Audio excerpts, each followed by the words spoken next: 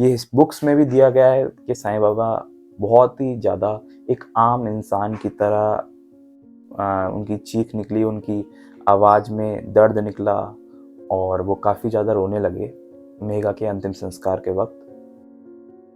जय साईं राम दोस्तों, ये कहानी इतनी खास है। अगर मैं सारी कहानियाँ एक साथ सोचूं तो ये कहानी सबसे मेरे दिल के करीब है और ये बहुत ही खास कहानी और ऐसे प्रिय भक्त की कहानी है जिसको सुनने के बाद आपको बहुत ही अच्छा लगेगा और ये कहानी आपके दिल के बहुत करीब हो जाएगी। ये कहानी है महान शिव भक्त मेघा की। मेघा जो एक शिवजी का भक्त था और बहुत बड़ा भक्त था, और कैसे साईं बाबा ने उसको अपने करीब रखा, कैसे क्या चमत्कार हुआ और उसके अंत समय के बाद बाबा भी रोए थे। तो कितना करीबी भक्त था ये बाबा का, और बाबा ने मेघा ने कैसे महादेव के दर्शन किए और क्या उसका जीवन रहा बाबा के साथ। सबसे पहले बात करते हैं मेघा कौन था। मेघा एक साठे साहब करके HV साठे एक व्यक्ति थे जो कि रिटायर्ड डिप्टी कलेक्टर भी रहे थे, और रिटायर्ड डिप्टी कलेक्टर के साथ साथ वो साईं बाबा के परम भक्त थे। उनके घर में एक नौकर था, एक काम करता था, उनका खाना बनाता था, जिसका नाम था मेघा। और साठे साहब क्योंकि साईं बाबा के भक्त थे, तो मेघा जब उनके घर में काम करता था वो इतना ज़्यादा जानता नहीं था साईं बाबा को।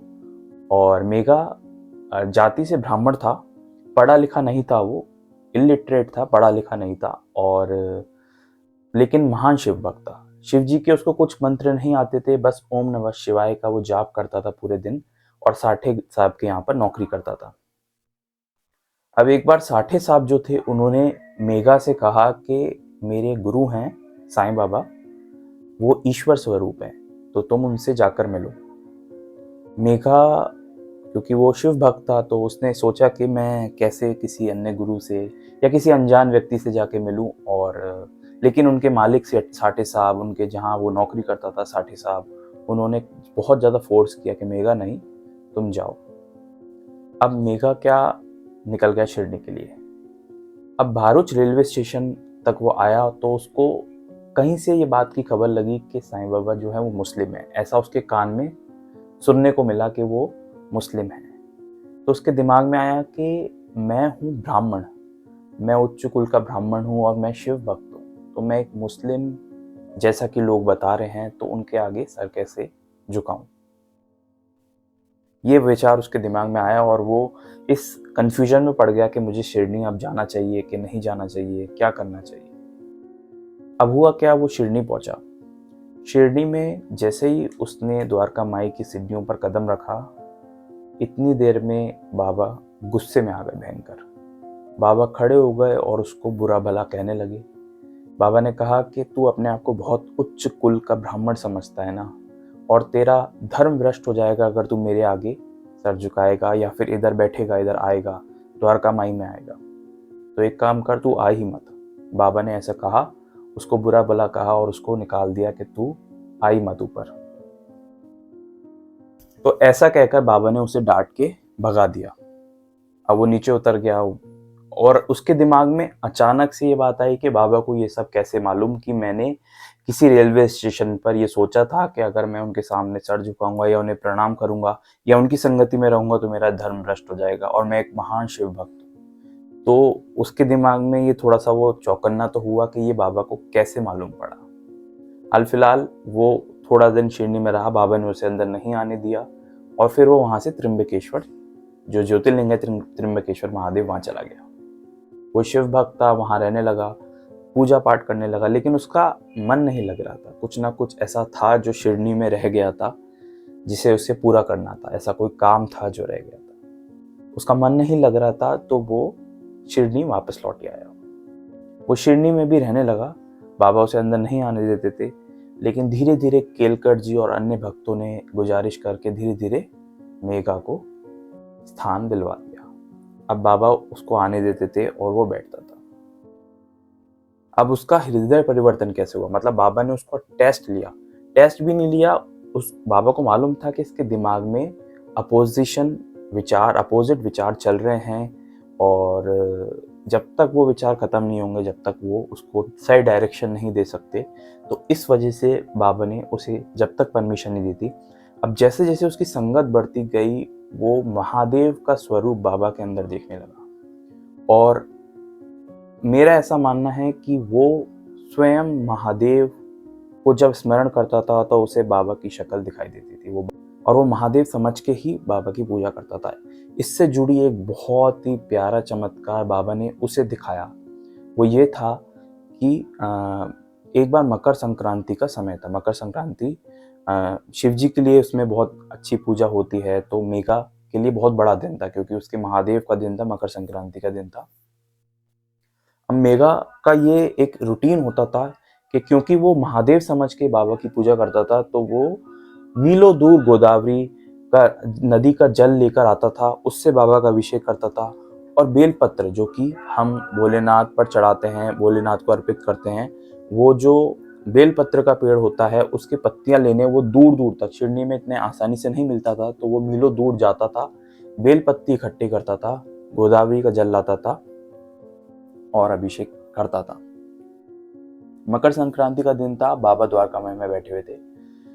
तो मेघा ने बाबा से कहा कि बाबा आज मकर संक्रांति है, आज आपका दिन है, तो चलो मैं आपको अपने भोलेनाथ को स्नान कराता हूँ, मुझे आपका अभिषेक करना है। बाबा का मन नहीं था उस दिन नहाने का। बाबा ने बोला कि मैं सन्यासी व्यक्ति हूँ, मुझे क्या लेना देना नहाने से, ऐसे ही रहने दे मेघा।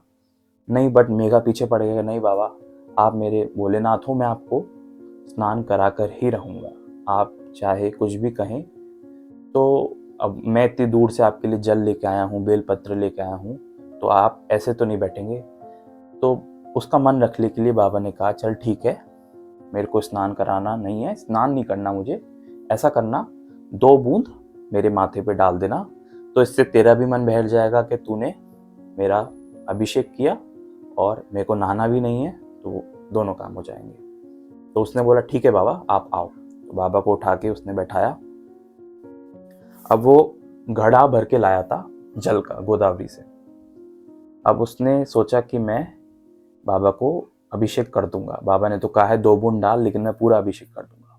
बाबा ने बोला कि 2 बूंद ही डालना, तो उसने घड़ा उठाया और हर हर गंगे करके पूरा जो है घड़ा बाबा के ऊपर डाल दिया। उसने सोचा बाबा भले गुस्सा हो, कुछ भी हो, पर मुझे अपने शिव जी को स्नान कराना है तो मैं करा दूंगा।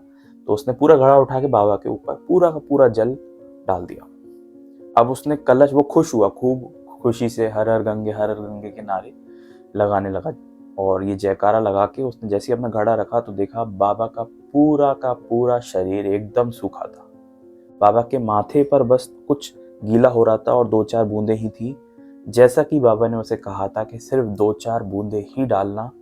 और असल में उसने पूरा घड़ा डाल दिया, लेकिन बाबा बिल्कुल भी गीले नहीं थे, एकदम सूखे थे, पूरा शरीर बाबा का सूखा था, सिर्फ माथे पर कुछ बूंदें थीं, जैसा कि बाबा ने कहा था।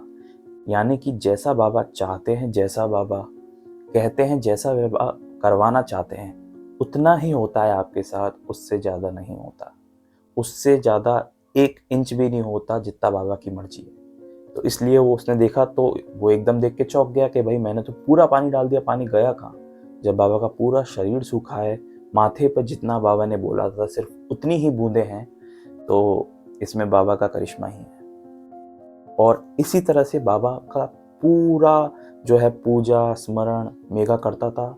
और मेघा अकेला ऐसा भक्त था जो बाबा की आरती एक टांग पर खड़े होके करता था, एक पैर पर खड़े होके अपने महादेव की, अपने साईं बाबा की आरती करता था। अपने साईं बाबा में महादेव के दर्शन मेघा ने कर लिए थे और मेघा इतना करीब हो गया था कि बाबा के साथ रहता था। उसके जाने का जो भविष्यवाणी है वो बाबा ने पहले ही कर दी थी। और 1912 में मेघा का थोड़े दिन तबीयत खराब रहकर मेघा ने शरीर को त्याग दिया अपने, जिसका भविष्यवाणी बाबा ने पहले ही कर दी थी। और जब मेघा ने अपना शरीर त्यागा तो उसकी बॉडी पर बाबा ने खुद जो है अपने हाथों से फूल पूरे बॉडी पर बिछाए। फूल बिछाने के बाद बाबा ने जो अंतिम संस्कार की क्रिया होती है वो सब खुद बैठकर करवाई। और मतलब एक भक्त के लिए भगवान भी रुदन करने लगे और बहुत ज़्यादा रोने लगे। मतलब ये इस बुक्स में भी दिया गया है कि साईं बाबा बहुत ही ज़्यादा एक आम इंसान की तरह उनकी चीख निकली, उनकी आवाज़ में दर्द निकला और वो काफ़ी ज़्यादा रोने लगे मेघा के अंतिम संस्कार के वक्त। और वो रोते चीखते हुए कि मेरा भक्त चला गया, वो द्वारका माई में लौटे। ये दृश्य जिन लोगों ने देखा था, वो उनके देखने वालों का भी यही हाल था कि किस तरह से एक भक्त के प्रति सब कुछ मालूम होने के बाद भी कैसे भगवान खुद रोने लग गए। इतना करीबी भक्त था मेघा, और बाबा रोते रोते द्वारका माई आए और किसी में इतना साहस नहीं था कि वो जाके बोलें, क्योंकि ये बहुत ही ज़्यादा, मैं कहूँगा कि ये एक अनोखा तो नहीं, मतलब एक ऐसा दृश्य है जो एक प्रूफ देता है कि किस तरह से एक भक्त के लिए भी भगवान उतने ही आतुर, उतने ही विचलित रहते हैं जितना एक भक्त भगवान के लिए रहता है। तो ये बहुत ही ज़्यादा हार्ट टचिंग स्टोरी हमें जानने को मिलती है। और जो भी पंडित भोज या फिर जो भी अंतिम संस्कार के बाद भोज होता है, उसका पूरा का पूरा खर्च बाबा ने, साईं बाबा ने खुद उठाया और कहा कि जो भी इसका भोज होगा, जो खर्चा होगा, ये सब जो मेरे पास है उससे होगा। और खुद पैसे दे के बाबा ने सारा भोज करवाया मेघा के अंतिम संस्कार के बाद। तो ये कहानी बहुत ही टचिंग है और ये रिलेशनशिप दर्शाता है। मैं जैसा कि बताऊं आपको, एक भगवान और एक भक्त के बीच में जितना अट्रैक्शन एक भक्त का भगवान के लिए होता है, उतना ही विचलित एक भगवान भी अपने भक्त के लिए होते हैं। इसी तरह अगर आप साईं बाबा से जुड़ी हुई असली कहानियां जानना चाहते हैं, रियल स्टोरी, रियल हिस्ट्री जानना चाहते हैं, असली कहानियां जानने के लिए आप अभी इस चैनल को सब्सक्राइब या फॉलो कर सकते हैं। जय साईं राम।